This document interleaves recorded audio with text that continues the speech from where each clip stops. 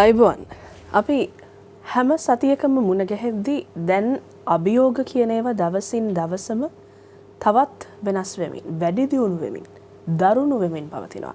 ඒක නින්දා මේ රට ඇතුලේ තියෙන අභියෝග සම්බන්ධව අපි The Challenge වැඩසටහනෙන් කතා කරන්න පටන් ගත්තේ 2020 අගභාගයේදී වගේ. මේ වෙනකොට අපි අවුරුදු 2කට ආසන්න කාලයක් තිස්සේම The Challenge වැඩසටහනත් එක්ක කතා බහ කරනවා.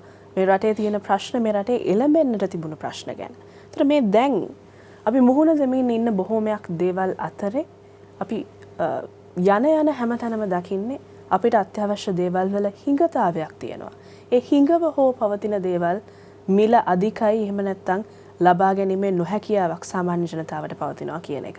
ඒක නිසා බොහෝ වෙලාවට වගේම හැම වෙලාවකදීම සිද්ධ වෙන සාමාන්‍ය කාරණාව වගේම රජයට පවත්නා රජයට මේ මොහොතේදී චෝදනාව එල්ල වෙමින් තිබෙනවා. ජනතාවගේ මූලික අවශ්‍යතා පිළිබඳව අවධානය යොමු නොකරන බව.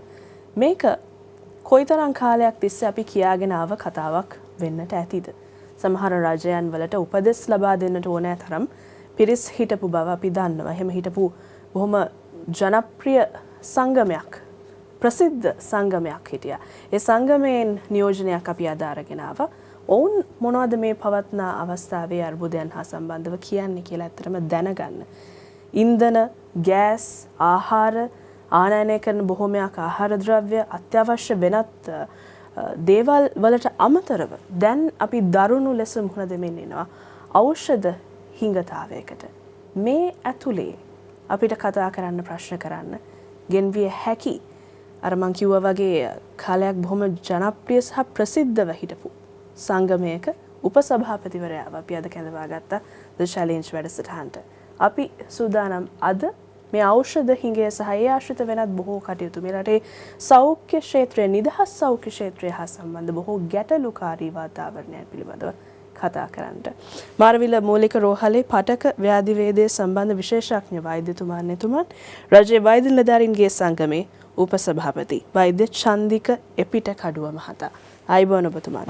මම ඔබතුමාව මෙතනදී මුණ ගැහෙන දෙවන අවස්ථාව. හැබැයි අපි කතා කරන මාතෘකාව ඇතුලේ මම හිතන්නේ මේ ඖෂධ හිඟය කියන එක අපි එදා ඔබතුමාගේ සාකච්ඡාවේදීත් කතා කරා ඒ කොවිඩ් අර්බුදය පවතින අවස්ථාවේදී.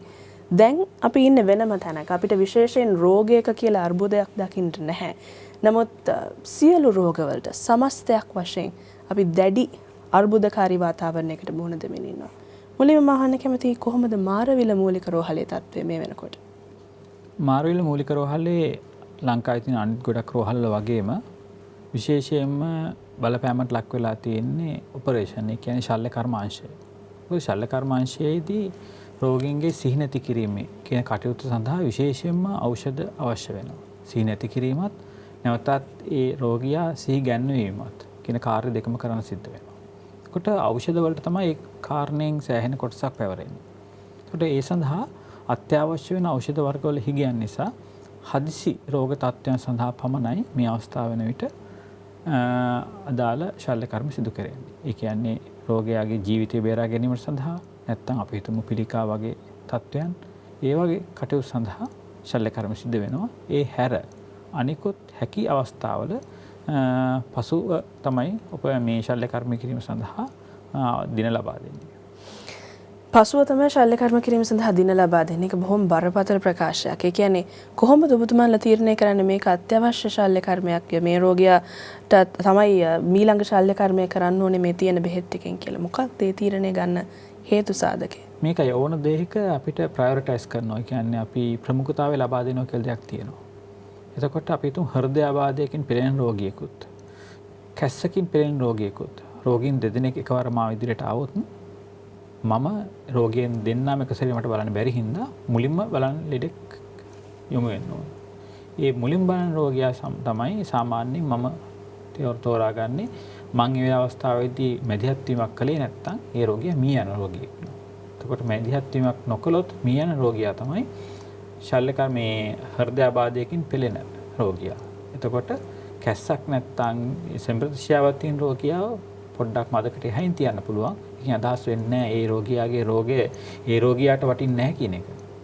ඒක අදහස් වෙන්නේ නැහැ. නමුත් ප්‍රයොරිටයිස් කරනවා කියන්නේ ප්‍රමුඛතාවය දෙනවා කියන එකෙන් සඳහන් වෙන්නේ අපිට තෝරා ගැනීමක් සිද්ධ කරන්න වෙන අවස්ථාවක්. ඒ තෝරා ගැනීම කරන්න තිබුණු තවත් තැනක් තියෙනවා. ඒ තමයි අඩුතන මේ දැන්වත් ಔಷಧ ගෙන්වීමේදී. දැන් හෘදයාබාධ පිළිබඳව ඔබතුමා සඳහන් කරා හෘද රෝග, එතකොට පිළිකා රෝග මේ වගේ දේවල් හා සම්බන්ධව අතිශයින්ම අත්‍යවශ්‍යයි කියලා ඖෂධ ප්‍රමාණයක් සෞඛ්‍ය අමාත්‍යාංශය විසින් ප්‍රකාශයට පත් කරලා තියෙනවා. මේ ඖෂධ හැකි ඉක්මනින් ගෙන්වා ගැනීමට වැඩපිළිවෙලක් තියෙනවා කියලා GMO එක දැනුවත්. එහෙම එකක් තියෙනවද? ඇත්තට මේක මුලින්ම කතා කරනවා නම් අපිට මේක අදාළ වෙන්නේ කොහොමද? ඖෂධ කියන එක මුලින්ම කතා කරමු. මේක අදාළ වෙන්නේ දැන් රෝගියෙක් අපි ළඟට ආවම රෝගියාගේ රෝගය සඳහා අපි ප්‍රතිකාරයක් නියම කරනවා. මේ ප්‍රතිකාරය කඩදාසි කොලයක සටහනලා මදි. ඒක රෝගියාට ප්‍රායෝගිකව රෝගියා අතටපත් වෙන්න ඕන ප්‍රතිකාරය සඳහා අවශ්‍ය ඖෂධ. එතකොට තමයි රෝගියාට ඒක ලබා ගත හැකි වෙන්නේ. එතකොට සමහර වෙලාවට දැන් මේ දවස්වල ගොඩක් දේවල් හිඟය ලංකාවේ. උදාහරණයක් වශයෙන් ගත්තොත් ඉන්ධන හිඟේ තියෙනවා. ඒතර ඉන්ධන හිඟේ තියෙනකොට සාමාන්‍ය මිනිස්සුන්ට වෛද්‍යවරුන්ට වෙනත් යම් කිසි වෘත්තික පිරිසකට හැමෝටම පොලිමර්ට්ලා ඉන්න පුළුවන්. එතකොට ඖෂධ මේ අදාළ ඉන්ධන වර්ගය තිබුණ නැත්තම් තියෙනකන් බලන් ඉන්න පුළුවන්. නමුත් රෝගයක් හැදුනහම මේ බලා හිමින හැකියාවක් නැහැ. රෝගය සඳහා ප්‍රතිකාර ලබා ගත යුතුමයි. එතකොට බලා ගන්න, ඒ කියන්නේ ප්‍රතිකාර ලබා ගැනීමට හැකියාවක් නැත්තම් ඒ රෝගියාට එක්කෝ රෝගී නිසා දුක් විඳින්න සිද්ධ වෙනවා. නැත්නම් රෝගී නිසා මිය යන්න සිද්ධ වෙනවා. එතකොට මේක හින්දා අනිත් පාරිභෝගික ද්‍රව්‍ය වලට වඩා බෙහෙත් වලට තියෙන ඉතාම ඉහළ අගයක්. මොකද ඉහළ වටිනාකමක් මේ තෝරා ගැනීම සිද්ධ කරන්න සිද්ධ වෙන නිසා. එතකොට මේ අවස්ථාවේදී වෛද්‍යවරුන් විදිහට අපි ඉතාම අපහසුතාවයට පත් වෙන අවස්ථාවක් තමයි තමන් ප්‍රතිකාර නියම කරන රෝගියාට අදාළ ප්‍රතිකාර සඳහා ප්‍රතිකාර නැහැ. ඒ නිසා රෝගියා වගේම වෛද්‍යවරයාත් අපහසුතාවයට සහ අසරණීමකට ලක් වෙනවා. මේ අවස්ථාවේදී සමහර ලාවට නොහික්මුණු පිරිසක් වගේ අවස්ථාවේදී හිටියොත් සමහරවිට වෛද්‍යවරයාගේ ජීවිතය පාන අනතුරට ලක් වෙන්න පුළුවන්. මොකද ආවේගශීලී පිරිසක් හිටියොත් ඒ කට්ටිය හිතන්න පුළුවන් සමහරවිට මේ වෛද්‍යවරයා නිසා ප්‍රතිකාර නැහැ කියලා. එතකොට පිටින් එන පිරිසකට සමහරවිට මත්පැන් ගත්ත පිරිස් ඉන්නවා, විවිධාකාර මත්ද්‍රව්‍ය වලට බෙහෙව් පිරිස් ඉන්නවා. එතකොට මේ වගේ පිරිස් අතර සමහරවිට හිතන්න පුළුවන් ડોක්ටර් බෙහෙත් නැත් එක ආගේ වෙරෙන්ද කියලා අහන්න නැතුව බෙහෙතක් නැති වෙන්න පුළුවන්, නැත්නම් යම් ශල්‍ය උපකරණයක් නැති වෙන්න පුළුවන්. සමහරවිට හදිසියේ සෙම හිරවීමක් වගේ ලක් වෙලා තියෙනවා නම් අදාළ බටයක් නැති වෙන්න පුළුවන් සෙම ඉවත් කිරීම සඳහා. ඒ වගේ විවිධාකාර ප්‍රශ්න ඇති වෙන්න පුළුවන්. එතකොට වෛද්‍යවරයා ඉන්නවා, අදාළ උපකරණයේ කොටසක් තියෙනවා. නමුත් ඒ උපකරණයට හයි කරන්න ඕන බටයක් වගේ යම්කිසි ශල්‍ය තවත් උපකරණයක් නැතිවීම නිසා සමහරවිට රෝගියෙක් මිය යන්න පුළුවන්. මේ අවස්ථාවේදී රෝගියාගේ ජීවිතය වගේම වෛද්‍යවරයාගේ ජීවිතයත් අනතුරකට ලක් වෙන්න පුළුවන්. ඒ නිසා අපිට මේක හරි වැදගත්. අපි අපේ බාරේ ඉන්න රෝගීන් ආරක්ෂා කර ගැනීම සඳහා වගේම අපේ බාරේ ඉන්න වෛද්‍යරුන්ගේ සහ අනිකුත් කාර්ය මණ්ඩලයේ ජීවිත ආරක්ෂා කිරීම සඳහා. ඔබ දන්නවා පසුගිය දවස්වල කොහොමද ලංකාවේ සිද්ධ වුණේ කියලා. මිනිස්සු හරි ආවේගශීලී, හරි ප්‍රතික්‍රියා දක්වනවා ඉතාම ඉක්මනට. ඒ නිසා ලංකාවේ ඖෂධයක් හිඟනම් ඒක රෝගීන්ට බලපානවා. රෝගීන්ට බලපාන ප්‍රමාණයටම වෛද්‍යරුන්ටත් ඒක බලපානවා. ඒ නිසා තමයි අපි මේ සම්බන්ධව මීට දැන් සෑහෙන කාලයක් වෙනවා අපි කතා කරන පටන් අරන්. මේ කතා කරන පටන් ගත්ත අලුත නෙමෙයි. අපි මේ සම්බන්ධ මුල්ම මාධ්‍ය නිවේදන නිකුත් කළේ අප්‍රේල් මාසේ 3 වෙනිදා. එදා අපි කිව්වා දුර්වල ආර්ථික හා මූල්‍ය කළමනාකරණය හමුවේ උද්ගත වී ඇති සෞඛ්‍ය ආපදා තත්ත්වය කියලා. අපි කිව්ව ලංකාවේ සෞඛ්‍ය ආපදා තත්ත්වයක්, මෙඩිකල් ඉමර්ජන්සි එකක්. එහෙම තත්ත්වයක් ලංකාවේ ප්‍රකාශයට පත් කරන්න කියලා.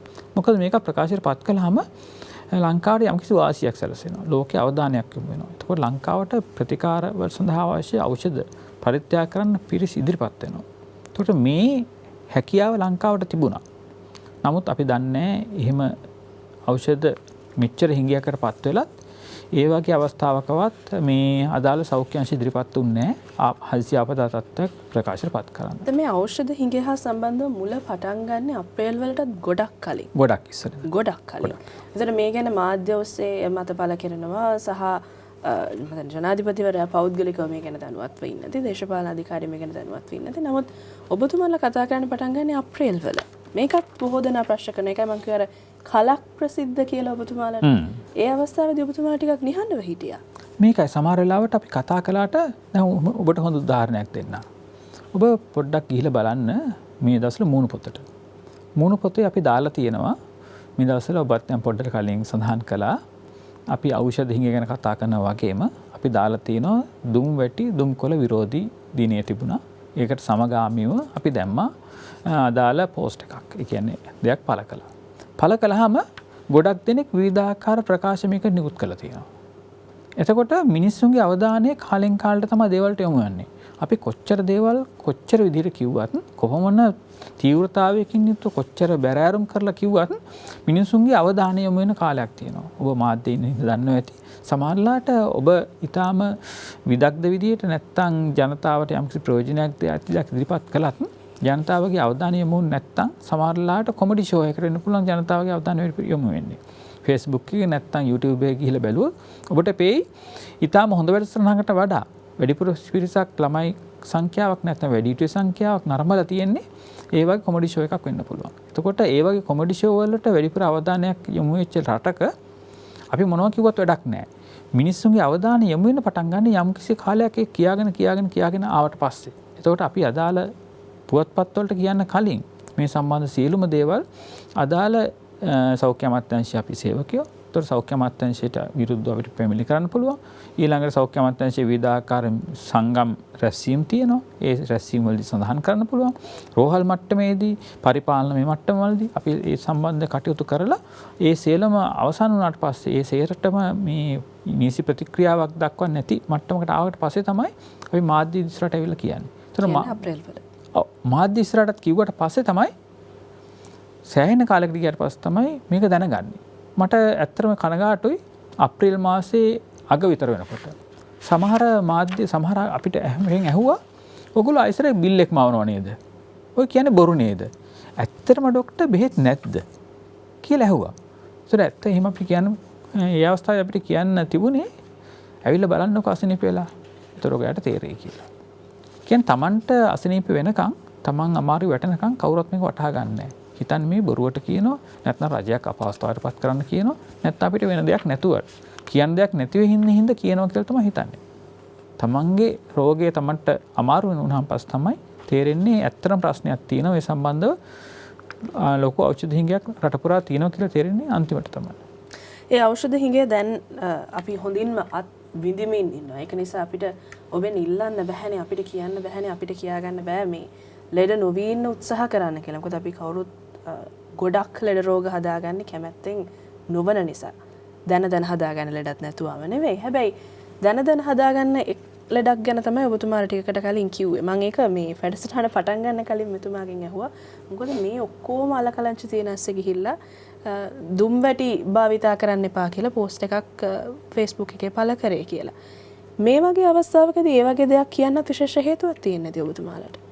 ඇත්තට මේකට කාරණා දෙකක් බලපෑවා. එක කාරණයක් තමයි දුම්වැටි විරෝධී දිනය තිබුණා. ඒතකොට ඒ දිනයට සමගාමීව රජයේ වෛද්‍යාරි සංගමයේ විදිහට වෛද්‍යවරුන් 20000කට ආසන්න ප්‍රමාණයක් නියෝජනය කරන සංගමයක් විදිහට ලංකාවේ තියෙන ලොකුම වෘත්ති සමිතියක් විදිහට අපිට යම්කිසි සමාජීය කාර්යභාරයකුත් තියෙනවා. එතකොට අපිට එදිනෙදා හමු වෙනවා නම් හෘදයාබාධ හැදිච්ච රෝගීන් ලංකාවේ අසක් මුල්ලක් නැහැ පිළිකා රෝගීන් වර්ධනය වෙලා තියෙන මේ වෙනකොට මේවට ප්‍රධානම හේතුවක් තමයි දුම්වැටි භාවිතය. ඒතකොට දුම්වැටි භාවිතයත් එක්ක පිළිකා ඇතුළු විවිධාකාර රෝග තත්ත්වයන් වර්ධනය වෙලා තියෙනවා නම් අපිට යම්කිසි සමාජීය වගකීමක් තියෙන මේ සම්බන්ධයෙන් ජනතාව දැනුවත් කරන්න. ඒ දැනුවත් කිරීමේ එක පියවරක් විදිහට තමයි අපි මේක සම්බන්ධව මේ පළ කළේ. නමුත් මේක අපි මීට අවුරුදු 4කට පමණ පෙර ජනතාවට නැත්නම් රජයට අරගෙන ආපු දුම්වැටි වැළක්වා ගැනීමේ ක්‍රමවේදයන් තමයි මෙතන තියෙන්නේ. නැතුව අපි හදිස්සියේ දක්වපු දෙයක් නෙමෙයි. ඒතර ඔබටත් තේරෙනවා ඇති දැන් අපි අවුරුදු 4කට කලින් කියපු එක. ඔබ මේ ළඟදී දැනගත්තා අපි මෙහෙම දෙයක් කිව්වා කියලා. නමුත් මේක දැන්වත් දැනගත්තේ නැති තව ලක්ෂ ගාණක් රටේ සෙනග ඉන්නවා. ඒතර මේ පිරිස මේ වෙනකොටත් දුම්වැටි පාවිච්චි කරනවා. ඒතර ලංකාවේ ඖෂධ හිඟයක් තියෙනවා. මේ ඖෂධ හිඟේ තියෙන අතරේ තමන් ඊටාම් පුදුම ආරක්ෂිත මට්ටමක ඉන්නවා නම් දුම්වැටි පාවිච්චි කරන පුද්ගලයෝ එහෙම හිතෙන්න පුළුවන් සමහරලාට. මොකද තමන්ට රෝගේ හැදෙනකන් කාටවත් දැනෙන්නේ නැත් හැදෙනවා කියලා. කියන්නේ දුම්වැටි පාවිච්චි කරන පුද්ගලයා ඊටාම් අනාරක්ෂිතයි. ඕන වෙලාවක රෝගී වෙන්න පුළුවන්. ඒකත් තව කාරණයක් තමයි මේක පළ කරන්න. මොකද අදාළ ප්‍රතිකාර නැති තත්ත්වයක් යටතේ දුම්වැටි පාවිච්චිය තවත් ගොඩක් භයානකයි කියන එක පෙන්වන්න කරන් තමයි අපේ අවශ්‍යතාවය උනේ. ඒකත් හේතුව දැනගන්න එපා. මොකද එහෙම දැම්මන් පස්සේ හැමෝම ගිහිල්ලා එකතු වෙලා ඒක ෂෙයා කරලා බනිනවට වඩා ඒක දාන්න හේතුවක් තිබ්බද කියන එක තමයි ඇත්තටම දැනගන්න ඕනේ. බෙහෙත් නැති වෙලාවක විහිං ලෙඩ හදා ගන්නවද කියන එකත් ඔබ මේ වෙලාවේ හොඳින් කල්පනා කරන්න ඕන කාරණාවක්. ඒක අර මේ රට හදන්න අරගල කරනවා වගේම ඊටාම වැදගත් මේ වෙලාවේ තමන් ආදරය කරන අයගේ සෞඛ්‍ය තත්ත්වය පිළිබඳ ඊටාම සැලකිලිමත් වීම. මොකද සරලවම කිව්වොත් බෙහෙත් නැහැ. අනිවාර්යයෙන්. මේ වෙලාවේදී මේ මුහුණ දීලා තියෙන තත්ත්වයට තවත් එක හේතුවක් තමයි ඖෂධ ගැනීම සහ සෞඛ්‍ය සේවය සඳහා අපි දන්න විදිහට නම් ડોක්ටර් මුදල් වෙන් කිරීම කරනවානේ. ඒතර මේ ඖෂධ ආනයනය කරන්නත් කිසියම් මුදල් වෙන් කිරීමක් සෞඛ්‍ය අමාත්‍යාංශය මගින් කර යුතුව තිබෙනවා. ඔබතුමාලා දැනුම්වත් වෙලා තියෙන පරිදි එහෙම නැත්නම් සොයා බැලුව පරිදි සාකච්ඡා කළ පරිදි එහෙම වෙන් කරපු මුදල් වලට මොකද වෙලා තියෙන්නේ? ඒව ඇත්තටම මේ ඖෂධ ආනයනය සඳහා යොදාගෙනද නැත්නම් කොහේ හරි ගල් වෙලාද? ඔබ ඊටාම හොඳ ප්‍රශ්නයක් ඇහුවේ. ඔබගේ ප්‍රශ්නෙට අපිට තාමත් උත්තරයක් නැහැ. මොකද අපි මෑතක දවසක මේ මුදල් අමාත්‍යාංශය පැත්තේ ගියා. අපිට වෘත්තීය ගැටලුවක් ඇති වෙලා තිබුණා. ලංකාවේ තියෙන සෞඛ්‍ය සේවකයන්ගේ වැටුප් කප්පාදුවකට ලක් කළා මේ හදිස්සිය. ඒ අවස්ථාවේදී ලංකාවේ අනිකුත් සෞඛ්‍ය සේවකයන් කොටසක් වශයෙන් අපිත් වෛද්‍යවරු නියෝජනය කරන වෘත්ති සමිතියක් වශයෙන් මේ අවස්ථාවට සහභාගී වුණා. සහභාගී වුණාම අපි ඇහුවා මේ ඖෂධ ප්‍රශ්නේ සම්බන්ධවත් අපි මේ මුදල් අමාත්‍යාංශයෙන් විමසුවා. විමසුවාම ඔවුන් කිව්වේ කිසිම ප්‍රශ්නයක් නැහැ ડોක්ටර්. කලිනුත් අදාළ මේ මුදල් වෙන් කරලා තිබුණා. දැනුත් මුදල් තියෙනවා. මුදල් වල කිසි ප්‍රශ්නයක් නැහැ. සෞඛ්‍ය අමාත්‍යාංශයට නම් කිසිම මුදල් වල ප්‍රශ්නයක් නැහැ කියලා. ඒතර සෞඛ්‍ය අමාත්‍යාංශයට අපි ඇවිල්ලා අහුවාම කියනවා සෞඛ්‍ය අමාත්‍යාංශයෙන් ඔය මොකද බොරු කියන්නේ? කිසිම අවස්ථාවක අදාළ මුදල් ලැබුණේ නැහැ. මුදල් අපිට ලැබුණා නම් අපි මේ ප්‍රතිකාර සඳහා අවශ්‍ය ඖෂධ නියම කරන්න නැතුව මිලට ගන්න නැතුව ඉන්නේ නැහැ. ඒ නිසා අපිට මුදල් නොලැබෙච්ච නිසායි අපි මිලට ගැනීම සිදු කරන්න කලේ කියලා. ඒතර ඔබට පේන්නේ මේක හතරබීරි කතාවක් කියලා දැක්ක අහලා තියෙනවද? ඒතර මේක හතරබීරි කතාවක් තමයි ඇත්තටම. තව ඒතර බීරෝ දෙන්නෙක් මම හිතන්නේ හොයා ගන්න ඕන 4ක් වෙන්න. දැනට බීරෝ දෙන්නෙක් ඉන්න බව තමයි අපිට පේන්නේ. එකක් තමයි සෞඛ්‍ය අමාත්‍යාංශය. අනිත් කෙනා තමයි මුදල් අමාත්‍යාංශය. දෙගොල්ලම කියනවා බෙහෙත් සඳහා අවශ්‍ය නම් ඕන්තරම් මුදල් තියනවා කියලා. නමුත් මුදල් තියනවා කියනවා. නමුත් බෙහෙත් නැහැ. ඒතර අපිටත් ඊටම ගැටලුවක් මේ தත්ත්වය විසඳාගන්න නොහැකි මට්ටමේ ගැටලුවක් මොකද වෙලා තියෙන්නේ කියන එක සම්බන්ධව. අපි උපකල්පනය කරමු මුදල් තියනවා කියලා කියන්නේ හරි අපි කියමු ඩොලර් නැහැ කියන එක අපි දන්න කාරණාවක්නේ. රුපියල් වලින් හරි තියනවා කියලා. අපි නිකමට උපකල්පනය කරමු මුදල් තියනවා හරි ඩොලරුත් තියනවා කියලා. කොහොමද සාමාන්‍යයෙන් ඖෂධ ආනයනය කරන්න ප්‍රසම්පාදන කටයුතු සිද්ධ වෙන්නේ? මොකක්ද මේ ප්‍රොසෙස් එක අපිට නොතේරෙන මේ මෙච්චර විසඳ ගන්න අමාරු සංකීර්ණ ප්‍රොසෙස් එක මොකක්ද? මේක ටිකක් සංකීර්ණ වැඩ කටයුත්තක්.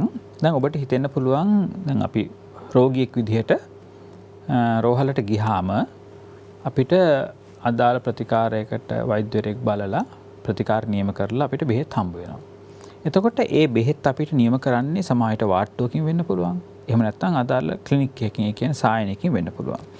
එතකොට මේ සායනෙන් එන බේත ඊට කලින් අපිට යම් කිසි පටිපාටියකින් තමයි එන්නේ අතට. එතකොට මෙහි බේත ඇත්තරම මිලට ගැනීම කරන්නේ SPC. අපි දන්නවා රාජ්‍ය ඖෂධ නීතිගත සංස්ථාවෙන් තමයි ප්‍රොකියුමන්ට් එක. කියන්නේ මිලට ගැනීම කටයුතු සිදු වෙන්නේ.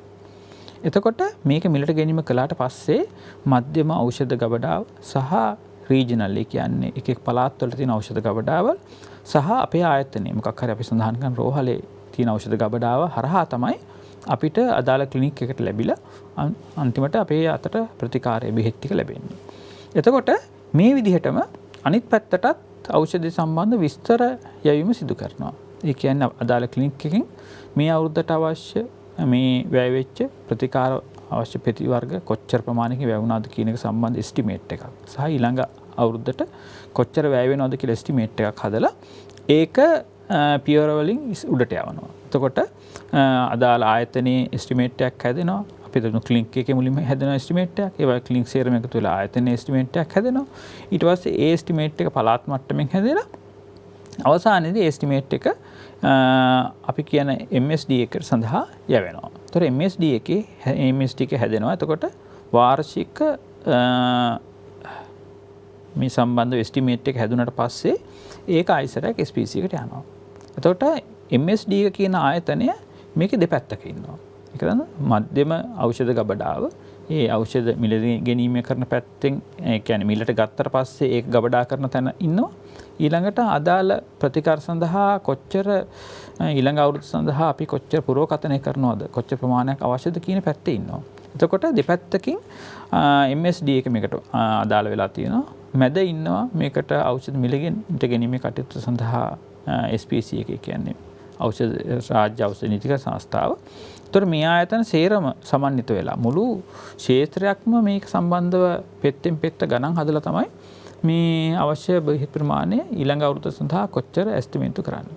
දැන් ඔය පෙත්තෙන් පෙත්ත ගණන් හදලා 2022ට කියලා ඇතිනේ. දැන්ට ගිය අවුරුද්දේ අග හරි මැද හරි. එතකොට ඇස්ටිමේට් අතේ තියාගෙන ඇනවුම් කිරීම කළා නැත්te MSD එකද එහෙම නැත්නම් SPC එකද? ඔබ ඊටම හොඳ ප්‍රශ්නයක් අහන්නේ.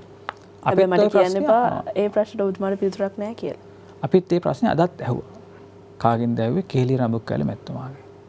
ඒතර කේලි රඹුක්කැල මැතිතුමා අපිට කිව්වේ ප්‍රශ්න ගොඩක් තියෙනවා. තැන් ගොඩක ප්‍රශ්න වෙලා තියෙනවා කියලා. එතකොට එතුමාගේ අදහසට අනුව මේ සම්බන්ධව ගැටලු වෙච්ච තැන් තියෙනවා SPC එක. එතකොට මේ සම්බන්ධව ගැටලු වෙච්ච තැන් තියෙනවා MSD එක. මේ සම්බන්ධව එතුමාගේ අදහස අපි නම් ඒක පිළිගන්නේ නැහැ. එකක් තමයි NMRA කියන ඔබ දන්නවා ඇති මේ ඖෂධවල ප්‍රමිතිය තහවුරු කරන ආයතනයක් තියෙනවා. ඒ ආයතනය. ආදී වශයෙන් ඊළඟට බැංකු කටයුතු සඳහා අවශ්‍ය කියන්නේ බැංකු වල අදාළ දේවල් නැතිවීම.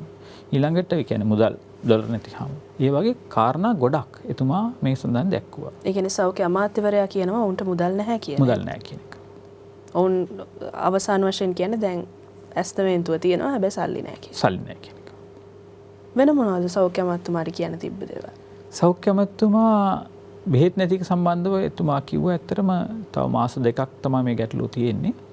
මාස දෙකෙන් පස්සේ මේ සම්බන්ධව මුදල් දිගටම හම්බ වෙලා තියෙනවා. මොකද මුදල් යම් කිසි කියන්නේ ඇනවුමක් කළාට පස්සේ යම් කිසි ප්‍රතිකාරයක් සඳහා අවශ්‍ය බෙහෙත් ලංකාවට ලැබෙන්න යම් කිසි කාලයක් ගත වෙනවා. එතකොට දැන් ඇනවුම කළාට හෙටට බෙහෙත් හම්බ වෙන්නේ නැහැ. ඒතකොට දැන් ඇනවුම කළාම තව එහාට තව මාස දෙකක් තුනක් එහාට තමයි ප්‍රතිකාරවලට බෙහෙත් හම්බ වෙන්නේ. ඒතකොට එතුමා කිව්වේ තව මාස දෙකකින් එහාට අවශ්‍ය බෙහෙත් වර්ග තියෙනවා. අදට හෙටට තමයි බෙහෙත් වර්ග නැත්තේ කියලා. ඇස්තමේන්තු කරලා තියෙන මීට මාස ගණනාවකට පෙර නම් මුදල් වෙන් කිරීමකුත් කරලා තියෙන බව රටේ මුදල් අමාත්‍යාංශය සඳහන් කරනවා නම් ඊට පස්සේ කොතනද මේ වැරද්ද වෙන්න ඇත්තේ? ඒකට මෙතුමා ගාව පිළිතුරු නැතුව ඇති සමහර විට. හැබැයි අමාත්‍යතුමා ගාව පිළිතුරක් තියෙන්න ඕනේ. මෙතනත් පොඩ්ඩක් ප්‍රශ්න, මෙතනත් පොඩ්ඩක් ප්‍රශ්න තිබ්බා.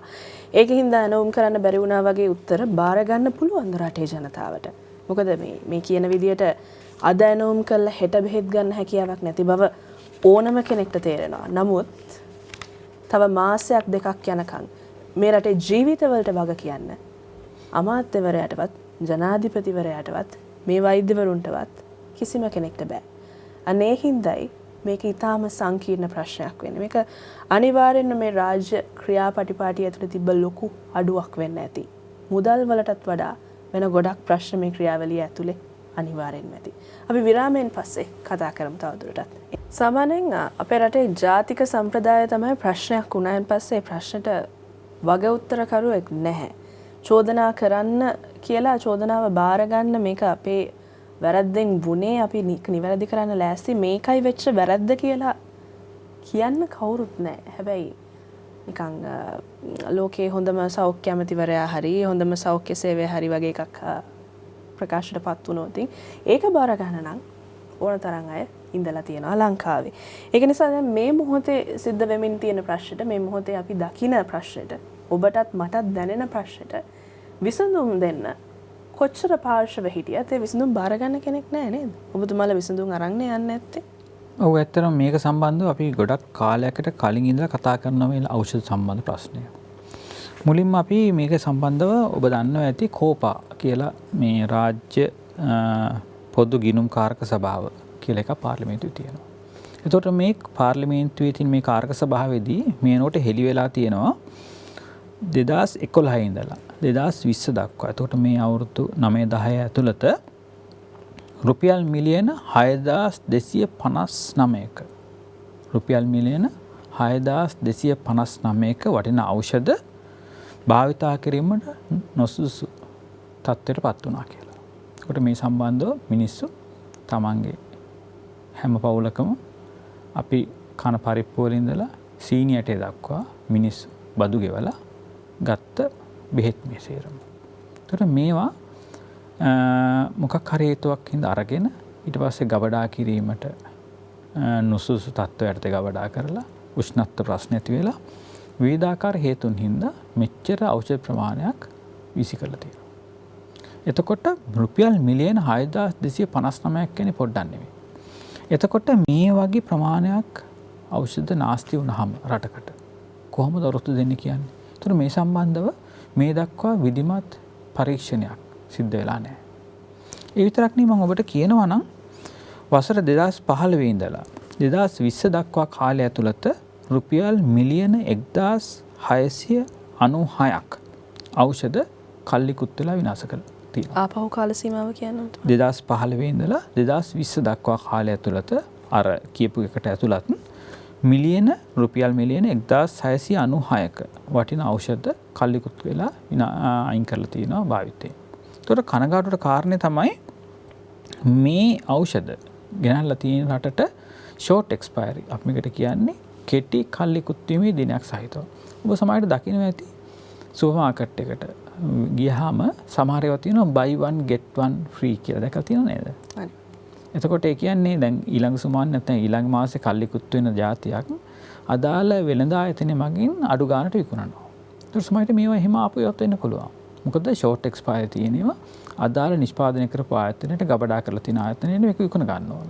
එතකොට මේ වගේ ෂෝට් එක්ස්පයරි බඩු සාමාන්‍යයෙන් අපි ගෙවල් පාවිච්චි සඳහා ගත්තත් රටක් විතර ගත්තාම ෂෝට් එක්ස්පයරි බඩු අරන් හරියන්නේ නැහැ. මොකද අපේ යම්කිසි කාල පරාසයක් යනවා එක ගබඩාවක ඉඳන් අනිත් ගබඩාවට බඩු අරන් යන්න සහ කාලයකට අවශ්‍ය බඩු සේරම ටික තමයි අපි එකට සැරේට මිලට ගන්න. නැතුව අපි මේ සාමාන්‍ය සුමානකට සැරයක් කඩේට කියලා බඩු අරන් යනවා වගේ මේ එක එක බෙහෙත් ද්‍රව්‍ය අරන් එන්නේ නැහැ. එතකොට අවුරුද්දටම අවශ්‍ය බෙහෙත් ද්‍රව්‍ය මිලදී ගන්නකොට ෂෝට් එක්ස්පයරි බඩු අරගෙන හරියන්නේ නැහැ. එතකොට ෂෝට් එක්ස්පයරි බඩු ගත්තේ කවුද? මේවට අනුමැතිය දුන්නේ කවුද? එතකොට මේවයින් යම් කිසි මුදලක් යටිමඩි ගහගත්තා නම් ඒක කාට අතටද ගියේ කියන සම්බන්ධව මේ දක්වා කිසිදු පරීක්ෂණයක් වෙලා නැහැ. එතකොට මේ ෂෝට් එක්ස්පයරි බෙහෙත් ගත්තා වගේම තමයි 2018 2019 කාලය ඇතුළත ඔබට හිතන්න පුළුවන් කවුරු සෞඛ්‍ය අමාත්‍ය හිටියේ කියලා මම නම කියන්න ඕනේ. රුපියල් මිලියන 230ක පාඩුවක් සිද්ධ වෙලා තියෙනවා. සාමාන්‍ය මිලට වැඩි ඉහළ මිලකට ඒ කියන්නේ අපි කියන්නේ ලෝකල් පර්චේස් කරනවා කියලා. සමහර බෙහෙත් ද්‍රව්‍ය හිඟ වුණාට පස්සේ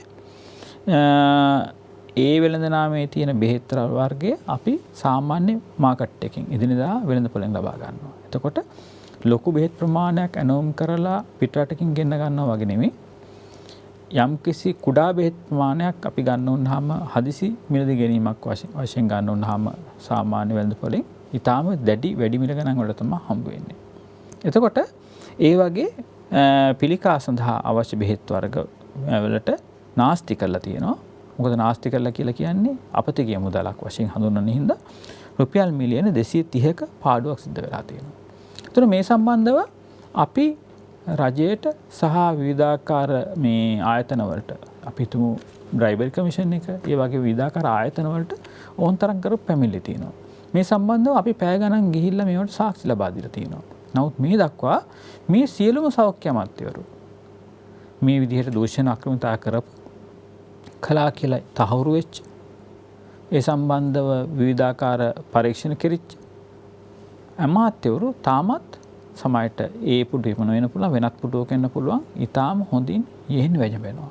එතකොට මේ වගේ ඖෂධ සම්බන්ධව තිබිච්ච ප්‍රශ්න අපි මේ අවුරුද්දේ අප්‍රේල් මාසේ නෙවෙයි කතා කළේ. ඊටාම දැඩි කාලයක ඉඳලා මම හිතා අවුරුදු 5ක් 10ක් 15ක 20ක හෝ ඊටත් වැඩි කාලයක ඉඳලා ඔබට මතක ඇති. ලංකාවේ තිබිච්ච ඖෂධ මේ අපේ සෞඛ්‍ය අමාත්‍යවරයෙක් ගෙන්නුවා සේලයින් පුස් සහිත. ඔබට මතක ඇති සිදුවීම කවුද කියලා. ඒකට ඒ සම්බන්ධව කතා කළේ කවුද කියලා ඔබට මතක ඇති. රාජ්‍ය වෛද්‍යාධිකාරී සංඝය තමයි මේ සම්බන්ධව කතා කළේ. ඒ සම්බන්ධව කතා කළා කියලා අපේ වෛද්‍යවරුන්ගේ වාහන කුඩු කළා, පොඩි කළා. එතකොට ඒවට මුණ දීලා ඒ සම්බන්ධව කතා කරලා ඒ සේලයින් සහිත ඒ සේලයින් පුස් සහිත සේලයින් ශරීරගත වීම නිසා මව්වරුන් කී දෙනෙක් ඒ අවස්ථාවේ මිය ගියාද? මොළයේ පුස් හැදිලා. ඒ කියන්නේ මොළයේ අදාළ දිලීර වර්ධනය වෙලා කී දෙනෙක් මැරුණාද? මෙනින්ජයිටිස් තත්ත්වය ඇවිල්ලා මොළයේ සම්පූර්ණ මොළේ කියන්නේ ඊටාම මේ ස්ටෙරයිල්. ඒ කියන්නේ කිසිම මේ පිටතින් වෛරසයක් හරි බැක්ටීරියාවක් හරි යා නොහැකි ස්ථානයක්. ඒතකොට මේ වගේ ස්ථානයකට පුස් වර්ධනය වුණොත් ඊටාම දැඩි ලෙස ගිලන් වෙනවා. ඒ පුද්ගලයා මෙනින්ජයිටිස් සහ විවිධාකාර මේ මොළේ රෝග හැදිලා මිය යනවා. ඒතකොට මේ වගේ අවස්ථාවලට පත් වුණා.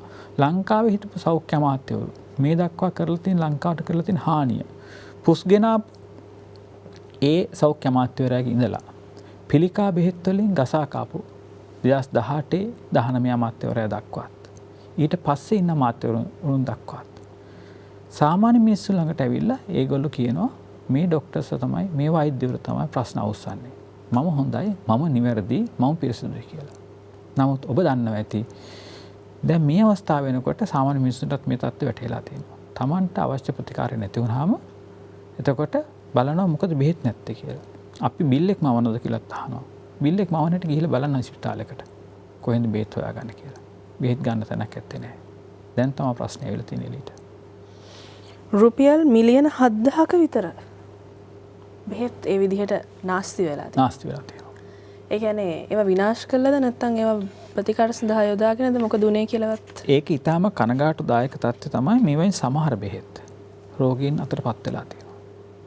ඒ කියන්නේ ඒවෙන් ප්‍රතිකාර සිද්ධ වෙලා තියෙනවා. එතකොට ඒ ප්‍රතිකාර නිසි පරිදි ක්‍රියාත්මක නොවීම නිසා මිනිස්සු මේ ගිහිල්ලත් ඇති. මොකද ඔබට හිතෙන්නේ දැන්? මේවා අපේම වැරදි කියලා හිතලා කියන්නත් පුළුවන්. එහෙම නැත්නම් මේවා අපේ කරුම තමයි අපි ගෙවන්නේ කියලා හිත හදා ගන්නත් පුළුවන්. හැබැයි එහෙම නැහැ. මේවා දඬුවම් ලැබිය යුතු වැරදි. මොකද මේවා ජීවිත හා සම්බන්ධ ප්‍රශ්න නිසා. මෙතුමන්ලා නියෝජනය කරන්නේ කවර සංගමයක්ද, කාගේ දේශපාලනයට සහාය දුන්නාද, සහාය නොදුන්නාද කියනවට වඩා දැන්වත් අපි ටිකක් පුරුදු වෙන්න ඕනේ. හැමදේම පැත්තක තියලා කරුණක් මොන හරි දෙයක් කිව්වහම ඒ ගැන ටිකක් අවධානය යොමු කරන්න. තර කිව්වා වගේ අවුරුදු 10ක් 15ක් ගියාන් පස්සේ මේවා ගැන අපි ආපහු කල්පනා කරලා හිටපු අමාත්‍යවරුන්ට බැනලා වැඩක් වෙන්නේ නැති නිසා. මොකද ඒ අය ලංකාවෙන් බෙහෙත් ගන්නේ නැහනේ. ඒගොල්ලන්ට යන්න වෙන ඕන තරම් තැන් තියෙනවා. අපිට තමයි එහෙම ක්‍රමයක් නැත්තේ. අර බෙහෙත් මිලදී ගැනීම, ඖෂධ මිලදී ගැනීම ගැන අපි කතා කර හිටියානේ වෛද්‍යතුමනි. ඒතර අපි කිව්වා මේ තියෙන procurement process එක එහෙම නැත්නම් මේ ප්‍රසම්පාදන ක්‍රියාවලිය පිළිබඳව අපි කිය හිටියා. දැන් බෙහෙත් නැහැ කියලා කිව්වහම මීට මාසයකට එකමාරකට විතර කලින් ඉඳන් අපි කියමු දින දවස් 40කට විතර එහා ඉඳන් අපි දැකපු දේ තමයි විදේශගත ශ්‍රී ලාංකිකයින් විදේශගත බොහෝ සංවිධාන ජාත්‍යන්තර සංවිධාන ගණනාවක් ඖෂධ ලංකාවට එවන්න දැඩි උනන්දුවක් පළ කළා. මම හිතනවා ඔබතුමාත් දන්නේ නැති ඔබතුමාලටත් ඒ වගේ අදහස් පළ කරන්නේ නැති. ඇයි මේකට උනන්දුවක් නැත්තේ ලංකාවේ සෞඛ්‍ය අමාත්‍යාංශය අඩුතරමේ ගෙන්න ගන්න සල්ලි නැත්තම් මෙහෙම හරි නිකන් හම්බෙන එක හරි බාර ගන්න. ලංකාව හරි පුදුම රටක්. මේක පුදුම රටක් කියලා කියන්නේ ඔබට මම පෙන්නන්නම්. අපි මුලින්ම මේ සම්බන්ධව පුවත්පත් නිවේදනය නිකුත් කළේ අප්‍රේල් මාසේ මුල. අප්‍රේල් මාසේ මුල පුවත්පත් වලට අපි ඇවිල්ලා කිව්වට පස්සේ අත්‍යවශ්‍ය ඖෂධ පවා ලංකාවේ නැහැ. ඒ නිසා රෝගීන් ඉන්න අනුතරදායක තත්වයක මේ සම්බන්ධව රජයේ මැදිහත් වෙලා සෞඛ්‍ය හදිසි තත්ත්ව ප්‍රකාශයට පත් කරන්න එමගින් උත්සාහ කරන්න කියලා ප්‍රතිකාර සඳහා අඩු ගානේ යම් කිසි පිටරට යම් කිසි දානපති පිරිසක් ඉන්නවා නම් අපිට ප්‍රතිකාර සඳහා අවශ්‍ය බෙහෙත් දෙන්න කැමති. ඒගොල්ලන්ගෙන් හරි ප්‍රතිකාර සඳහා අදාළ බෙහෙත් ද්‍රව්‍ය මේ දීමනාවක් දානයක් විදිහට ලබා ගන්න උත්සාහ කරන්න කියලා. ඒක අපි එහෙම කිව්වට පස්සේ අපිට මුලින්ම ආවේ මෙන්න මේ වගේ එකක්. මම ඔබ ඉදිරියේ තියන්නේ මේ 4 වෙනි මාසේ 12 වෙනිදා. ඖෂධ හා ශල්‍ය උපකරණ හිඟයක් නැහැ. සෞඛ්‍ය අමාත්‍යාංශය කියයි. ඒතකොට කවුද හිඟේ කියන්නේ? මේ අපි. වෛද්‍යවරු එවිල කියනවා බෙහෙත් නැහැ කියලා. සෞඛ්‍ය අමාත්‍යාංශය එහෙම කියන්නේ නැහැ කියලා රජයේ ප්‍රවෘත්ති අධ්‍යක්ෂක ජෙනරාල්තුමා ඉස්සරහට ඇවිල්ලා කියනවා. ඒතර මිනිස්සු අපෙන් අහන එක පුදුමයක් නැහැ. මේ දොස්තරලා බිල්ල මවනවද කියලා. අහන්න නැතුවේ නේද? මොකද දොස්තරලා ඇවිල්ලා කියනකොට බෙහෙත් නැහැ කියලා රජයේ නිල ප්‍රවෘත්ති සේවය කියන බෙහෙත් තියෙනවා කියලා. ඒ විතරක් නෙමෙයි. ඒ අවස්ථාවේදීම ඔබ මොහොතට කලින් කිව්වා ඔබලාගේ ආයතනයක් මැදිහත් වෙලා ලංකාවේ අපේ දරුවන් සඳහා වෙන් වෙච්ච රෝහල් දෙකයි තියෙන්නේ. එකක් තමයි ඍජු ආරයා ළමා රෝහල. ඒ ළමා රෝහලේ අදාළ ප්‍රතිකාර සඳහා ප්‍රතිකාර වලට අවශ්‍ය බෙහෙත් වර්ග ඔබ මැදිහත් වෙලා සොයන්ට උත්සාහයක් ගත්තා කියලා. එතකොට ඒ සම්බන්ධව ප්‍රධාන වශයෙන්ම කටයුතු කරන්න ඕන ඍජු ආරයා ළමා රෝහලේ අධ්‍යක්ෂකතුමා. ඒතොර අධ්‍යක්ෂකතුමාත් ඇවිල්ලා කියනවා එළියට ඇවිල්ලා අර ප්‍රවෘත්ති අධ්‍යක්ෂකතුමා කියන එකට සමගාමීවම කිසිම ඖෂධ හිඟයක් නැහැ. අපේ රෝහලේ නම් බෙහෙත් ಜಾති තියෙනවා කියලා. එතකොට ඍජු ආරයා රෝහලේ අධ්‍යක්ෂකතුමා මාධ්‍ය වලට ඇවිල්ලා කියනකොට බෙහෙත් තියෙනවා කියලා. ප්‍රවෘත්ති අධ්‍යක්ෂක ජෙනරාල්තුමා රජයේ ප්‍රකාශකයෙක් විදිහට කියනකොට ප්‍රතිකාර සඳහා බෙහෙත් තියෙනවා කියලා. අපි රජයේ වෛද්‍යනාලය සංගමයේ වශයෙන් ඉස්සරට ඇවිල්ලා කිව්වහම ප්‍රතිකාර සඳහා බෙහෙත් නැහැ කියලා. මිනිස්සු කොයිකද තෝරගන්නේ කියන එක හිතන්න වෙනවා. හැබැයි ඊට පස්සේ ඕන්ම කියනවා ඔව් බෙහෙත් හිඟයක් ටිකක් ලාවට වගේ තියෙනවා කියලා. ලාවට වගේ තියෙනවා කියලා. එතකොට 13 වෙනිදා ඒගොල්ලෝ ඊළඟ පුවත්පත් නිවේදනය නිකුත් කරනවා. ඖෂධ හිඟේ කළමනාකරණයට සැලසුම් කිහිපයක් කියලා. එතකොට ඒකේ කෙලින්ම පිළිගන්නේත් නැහැ. කලින් කියපේක වැරදි වෙලා කිව්වේ නැත්තම් මෝඩකම හින්දා කිව්වේ කියලා පිළිගන්නේ නැහැ. මේක ඇත්තට මෝඩකමට එහයින් ගියපු කඩාකප්පල්කාරී ක්‍රියාවක් මේක පසුපස තියෙනවා. මොකද අපේ අර ප්‍රකාශයට හෙවත් මේ අප්‍රේල් මාසයේ මුල අපි ඖෂධ හිඟේ නිසා සෞඛ්‍ය හදිසි තත්ත්ව ප්‍රකාශයට පත් කිරීම කරපු දෙයට රජයේ වෛද්‍යනාලය සංගමයේ වශයෙන් කරපු අවස්ථාවේදී ලංකාවේ විතරක් නෙවෙයි ලෝකේ මාධ්‍යවල ඇස මේ සම්බන්ධයෙන් යොමු වුණා. ඔබ දකින්නේ නැති අල් ජසීරා BBC ඇතුළු විවිධාකාර විදේශ මාධ්‍ය. ඒ වගේම එතනින් එහාට ගිහිල්ලා ලංකාවෙන් පිටට ගිහිල්ලා ඉන්න සේවය කරන්න ගියපො නැත්නම් ලංකාවෙන් පිටට ගිහලා පදිංචි වෙච්ච ලංකාවට ආදරය කරන පිරිස් දහස් ගාණක් කතා කරා. අපි ඒ සම්බන්ධව මේ ඔබ ඉස්සරහට මම පෙන්නන්නේ අපි මේ වෙබ් අඩවියක් පටන් අරගෙන ඒ සම්බන්ධව ක්‍රමවේද සකස් කළා. අදාළ මුදල් සහ අදාළ බෙහෙත් ද්‍රව්‍ය ඩොනේට් කරන ප්‍රොසෙස් එකක් හැදුවා. ඒතර මේ අවස්ථාවේදී අපිට දුරකථන ඇමතුම් 1000කට අධික සංඛ්‍යාවක් පිටරටින් ආවා. 1000කට සංඛ්‍යාවක්. ඒතකොට ඒ අවස්ථාවේදී අපිට කතා කරලා කියනවා මිනිස්සු පිටරටින් ඉන්න ලංකාවට ආදරේ මිනිස්සු කතා කරලා කියනවා අපි බෙහෙත් දෙන්න ලෑස්තියි කියලා. රජයෙන් කිව්වා බෙහෙත් ඕනේ අපි ළඟ බෙහෙත් තියෙනවා කියලා. එතකොට ඒ එන පිරිස් කොච්චර අධෛර්යයට ලක් වෙනවද කියලා හිතන්න. ඒතර මේක අදාළ ප්‍රතිකාර සඳහා අවශ්‍ය බෙහෙත් ද්‍රව්‍ය ඇනෝම් නොකිරීම එක් ආකාරයක කඩාකප්පල්කාරී ක්‍රියාවක්. මොකද මිනිසුන්ට ප්ලාස්ටික් බීලා ජීවත් වෙන්න බෑනේ. මිනිසුන්ට බෙහෙත් බොන්න ඕන ජීවත් වෙන්න රෝගීන්ට. ඒතකොට ඒක දැනම තමයි අදාළ ඖෂධ ඇනෝම් නොකර හිටියේ. ලංකාවට සමහරලාට ඉන්ධන ඇනෝම් කරන්න බැරි වෙන්න පුළුවන්. වෙන ආහාර ද්‍රව්‍යයක් ඇනෝම් කරන්න බැරි වෙන්න පුළුවන්. නමුත් ඖෂධ ඇනෝම් කිරීමට අසවත් වීම තරම් අපරාධයක් තවත් නැහැ. මේ සම්බන්ධව කවුද වක් කියන්න ඕන? ඔබ දන්නවා ඇති අර චීන පෝරණයක් ගෙන්නව ලංකාවට. අන්තිමට පෝරණයක් ගෙන්නපු කෙනා දන්නේ. ඔබ දන්නවද කවුද ගෙන්නුවේ කියලා? ඔබ දන්නෙත් නෑ මම දන්නෙත් නෑ. ඒතකොට ඒ වගේ තත්ත්වයක් තමයි දැන් ඖෂධ සම්බන්ධයෙන් තත් වෙලා තියෙන්නේ. ඖෂධ ගෙන්නන්න ඉඳලා නොගෙන්න හිටියේ කවුද කියලා දන්නේ නැහැ. සෞඛ්‍ය අමාත්‍යාංශයෙන් අහන්න ඕන් කියන අපිට මුදල් හම්බුන්නේ. ඊළඟට ඉතින් එහාට ගිහිල්ලා මුදල් අමාත්‍යාංශයට ගිහිල්ලා හැවුවා. ඔබට කියනවා හාපෝ ඕන තරම් මුදල් තියෙනවා. මේ සම්බන්ධ මුදල් වල කිසි අඩුවක් නැහැ කියලා. ඒතර ඔබට තේරෙනවා ඇති මේ කඩාකප්පල්කාරී ක්‍රියාවක් තමයි ලංකාවට අවශ්‍ය ඖෂධ ආනයනය කිරීම සඳහා නැත්නම් නිෂ්පාදනය කිරීම සඳහා මුදල් වෙන් නොකිරීම හෝ ඖෂධ ඇනෝම් නොකිරීම.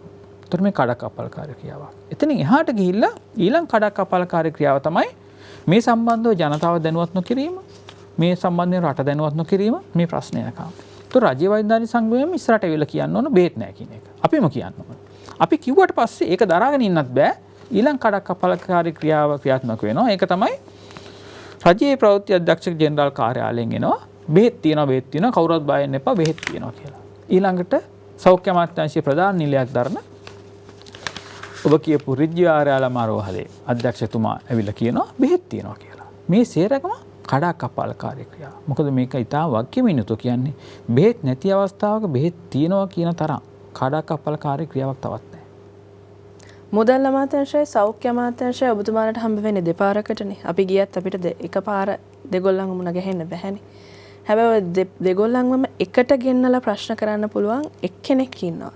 ඒ ජනාධිපතිවරයා. ඒ ජනාධිපතිවරයාව ඔබතුමන්ලගේ සංගමය හොඳට අඳුරනවා. ගිහින් ජනාධිපතිවරයාට මේ ගැන කිව්වේ නැද්ද ඔබතුමාලා? ඔබ ඉතාම හොඳ ප්‍රශ්නයක් අහන්නේ. මේ ප්‍රශ්නයට පිළිතුරක් දෙන්න නම් රටේ තියෙන ඒ අවස්ථාවේ තියෙන දේශපාලන සංදර්භයත් එක්ක කල්පනා කරන්න.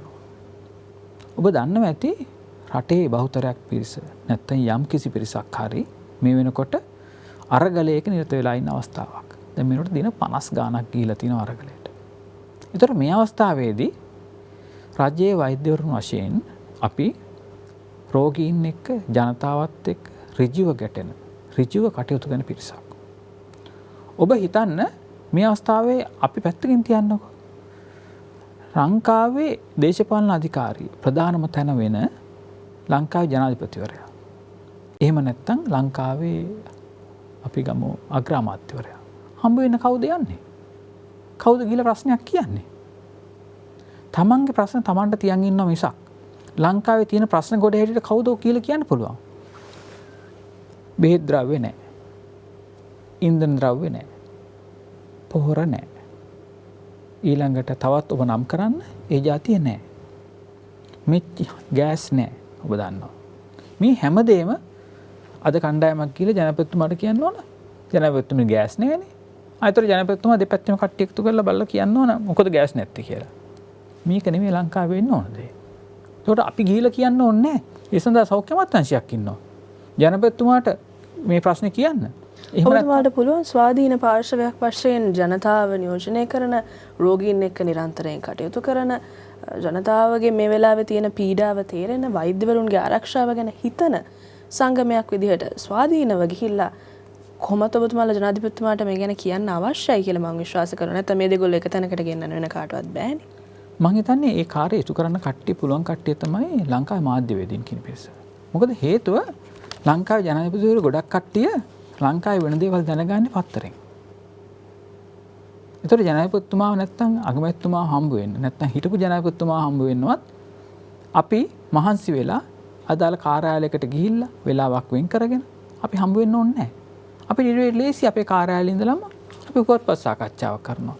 ඊට පස්සේ ජනාධිපතිතුමා නැත්තම් අගමැතිතුමා පුවත්පත බලලා ලංකාවේ ඖෂධ නැහැනේ. මේ ඖෂධ නැහැ කියලා කියනවා. දැන් ඉතින් ඔච්චර කියලා තියෙද්දි පත්තරේ බලලම නැද්ද ඒ කියන්නේ? මම හිතන්නේ පත්තරේ බලනවා ඇති. බැලුවට දැන් විසඳීමට අසීරු තත්වයකට ගැටලුව උද්ගත වෙලා ඇති. උග්‍ර වෙලා ඇති. ඒ නිසා විසඳුම් කල්පනා කරමින් පත්තර බලමින් ඉන්න ඇති කියලා ඔබතුමා කියන්නේ. මෙහෙමයි. රටක අග්‍රාමාත්‍යවරයෙක් ඉන්නවා. ජනාධිපතිවරයෙක් ඉන්නවා. ඊට පහළින් විශාල ඇමති මණ්ඩලයක් ඉන්නවා. ඊළඟට රාජ්‍ය ඇමතිවරු ඉන්නවා. කොච්චරනම් ඇමතිවරු ඉන්නවද? අන්තිමට පහළ කෙරවලේ ගත්තොත් පළාත් සභාවල නැත්නම් මේ අවස්ථාවේ ක්‍රියාත්මක නොවන වෙන්න පුළුවන්. ඊට පස්සේ ප්‍රාදේශ සභාවල මැති ඇමතිවරුන් අපි නියෝජනය කරන පිරිස් මං හිතන්නේ ලංකාව තරම් ලොකු නියෝජිත පිරිසක් ඉන්න රටක් තව ලෝකේ නැහැ. එතකොට ජනාධිපතිතුමා හරි මේ පිරිසට වගකීමක් තියෙනවා. වගකීම මග හරින්න බෑ. හැබැයි ඒ වගේම වගකීමක් තියෙනවා අනිත් නියෝජිත සේරම පිරිසට. එතකොට ලංකාවට කැබිනට් අමාත්‍යවරයෙක් ඉන්නවා නම් සෞඛ්‍ය සම්බන්ධව. මේ රජ්‍ය වෛද්‍යාධිකාරී සංගමය හැම දෙයකටම ගිහිලා කියන්න ගත්තාම අන්තිම රජ්‍ය වෛද්‍යාධිකාරී සංගමයේ දිහා බලනවා. දැන් මේ ලංකාවට අමාත්‍යවරයෙක් ඕනේ නැහනේ. මේගොල්ලෝ හිටියාම ඇතිනේ. දැන් අර මේක සම්බන්ධව වගේ තමයි අන්තිමට වෙන්නේ. මොකද්ද අර දුම්වැටි දිනේ සම්බන්ධව අපි දාපු පොත් පළ කරපු දෙයි. ඔබ දැක්ක අවුරුදු 4කට පස්සේ සමහර ඒක දකමු නැත්නම් කට්ටිය ලක්ෂ ගණනක් ලංකාවේ ඉන්නවා. එතකොට කට්ටිය කියන්න පුළුවන් දුම්වැටි ගැන දානවා නම් ඒ ජනාධිපතිතුමාට ගිහිල්ලා කියන්න බැරි ඔක් කියලා. නමුත් ඒක නෙමෙයි වෙන්න ඕන දේ. ලංකාවේ සෞඛ්‍ය අමාත්‍යවරයෙක් ඉන්නවා. කලින් රාජ්‍ය අමාත්‍යවරයෙකුත් හිටියා. ඒගොල්ලන්ගේ වගකීම මේක. වගකීම හරියට වෙන්නේ නැත්නම් අපි කරන්නේ මාධ්‍යයට ඇවිල්ලා කියන එක. මාධ්‍යයට ඇවිල්ලා කියන්න තමයි ඇත්තටම සිද්ධ වෙලා තියෙන්නේ. හැබැයි මාධ්‍යෙන් කියන දේ අහන්න ජනතාව මිසක් වෙන කවුරුත් නැහැ වෛද්‍යතුමා. ඒක තමයි අවස්ථාවට කාරණාව. ඒකයි අපි ඔබතුමාට කියන්නේ ඔබතුමාලට කියන්නේ ගිහිලා ජනාධිපතිතුමාටම කෙලින්ම කියන්න. මේක තමයි ජනතාව කියන්නේ මොකද අපි කිව්වට තවදුරටත් අහන්න කෙනෙක් නැති පාටයි. සෞඛ්‍ය අමාත්‍යවරයා දිනපතා දකින්න කාරණා වැරුණාම එතුමාගේ Twitter ගිණුම බැලුවහම අපිට පේන්නේ විශාල ඩොනේෂන්ස් ප්‍රමාණයක් ආධාර ප්‍රමාණයක් ලැබෙනවා. හැබැයි අර පහුගිය දවස් ටිකේ ඇනවුම් කරා නම් ඇස්තමේන්තු කරා නම් ඒවට මොකද වුනේ කියලා අහන්න නම් කවුරුත් නැහැ. ඒකයි මම එහෙම කිව්වේ ඔබතුමාට. ඔබතුමාට පුළුවන් නම් ගිහින් ඒක කියන්න. ඒ ඇති වෙයි සමහර විට ජනතාවට ඔබතුමාලා ගැන විශ්වාස කරන්න අර කියපු හැම කාරණාවකටමත් එහා. වෛද්‍යවරුන්ගේ ආරක්ෂාව පිළිබඳව ඔබතුමා සඳහන් කරානේ. ඒ නිසා මට මේ ප්‍රශ්නය අවසාන වශයෙන් කෙටියෙන් ඔබතුමාගෙන් අහන්නම සිද්ධ වෙනවා. අපි පහුගිය දවස්වල ඉන්ධන පිරවුම් හල්වල ඇති වෙච්ච තත්ත්වය, ඒ සේවකයන්ට ඇති වෙච්ච තත්ත්වය දැක්ක නිසා ජනතාව ආවේගයෙන් ඉන්නේ. ඒ ආවේගය සාධාරණීකරණය කරන්නත් බෑ, නොකරන්නත් බෑ. වෛද්‍යවරුන්ගේ ආරක්ෂාව සහ සෞඛ්‍ය සේවකයින්ගේ කාර්ය මණ්ඩලවල ආරක්ෂාව ගැන ජනතාව කොහොමද මේ වෙලාවේ කල්පනා කරන්න ඕනේ? ඒක ගැන කියලා අපි සාකච්ඡාව අවසන් කරමු. සෞඛ්‍ය සේවකයන්ගේ ආරක්ෂාව සම්බන්ධව අපිට තියෙන කනගාටුවක්. වෛද්‍යවරුන්ගේ ආරක්ෂා සම්බන්ධ විතරක් නෙමෙයි පොදුවේ සියලුම සෞඛ්‍ය සේවකයන් සම්බන්ධව. මොකද සෞඛ්‍ය සේවකයෝ ඉන්නවන ඉන්ධන පොලිමේ, ගෑස් පොලිමේ සියලුම පෝලිං වල ඉඳලා නියමිත අවස්ථාවේ සේවයට වාර්තා කරලා තියෙනවා. එතකොට මේ සම්බන්ධව යම් කිසි ප්‍රමාදයක් වුණොත් අපිත් එක්ක පොලිමේ එකට තරඟයට පෙට්‍රල් ගහන්න ඉන්න කෙනා නෙමෙයි ඖෂධ ගන්න ඇවිල්ලා ඉන්නේ වෙනත් පුද්ගලයෙක්.